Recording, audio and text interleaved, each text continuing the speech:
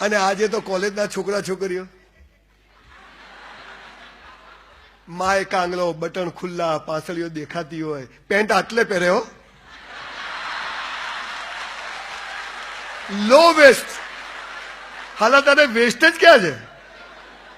અને પછી કૂતરું પાછળ પડે ને તો કે લે કડી જા, દોડી ના કે.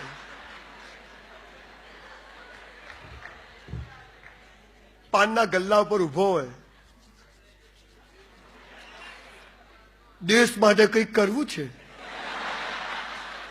અરે સાલા તારા માટે કર, દેશ છો ચૂલામાં જતો, તું તારું કર. ખાલી ખાલી સપનાઓ, ખાલી ખાલી વાતો.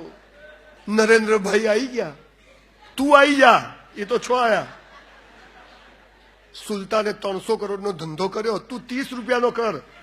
સુલતાને 6 કર્યો.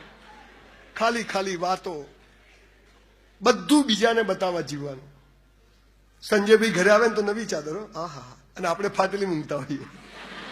સંજયભાઈ ઘરે આવે તો નવા કપ રકાવી, બોન ચાઇના, અને આપણે કાનો તૂટેલો હોય ને રકાવીમાં પીતા હોય. ઘરમાં જૂના કપડા, તમે જોજો તમારા પપ્પા મમ્મી બધા ઘરમાં, પપ્પાને તો ગંજીમાંથી શ્રીલંકા નકશો દેખાતો હોય, મમ્મી હોય તો પાછા ચણિયાનો છેડો લટકતો હોય. ઘરમાં કામવાળી કઈ ઘરવાળી કઈ ખબર જ ના પડે.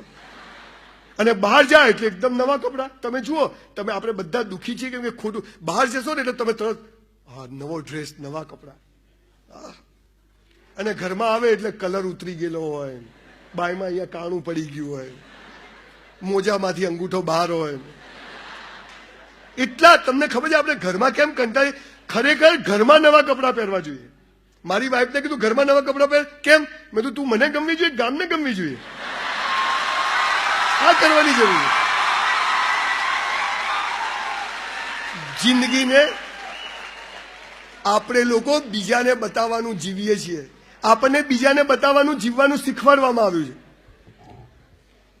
સાહેબ તમને ખબર છે, તમને 300 ધર્મ અને 3000 સંપ્રદાયો આપણા મગજની પથારી ફેરવી નાખી. તમને ખબર છે પાપ અને પુણ્યની વ્યાખ્યા શું છે? એક જ લીટીની વ્યાખ્યા છે સાહેબ. જે બીજાને બતાવવા કરો ને એ પાપ, અને પોતાને બતાવવા કરો ને એ પુણ્ય. આટલી જ વ્યાખ્યા છે. આખી ટ્રેનિંગ, આખી એજ્યુકેશન સિસ્ટમ, આખી સોસાયટીએ એ જ તૈયાર કર્યું કે બીજાને બતાવવા જીવો. હા, મને ગમે છે હું નવા કપડાં પહેરું, ધેટ્સ ઓલ. પણ હું ઘરેથી નીકળું કોઈ શું કહેશે માટે હું નવા કપડાં પહેરું તો એ બેવકૂફી છે.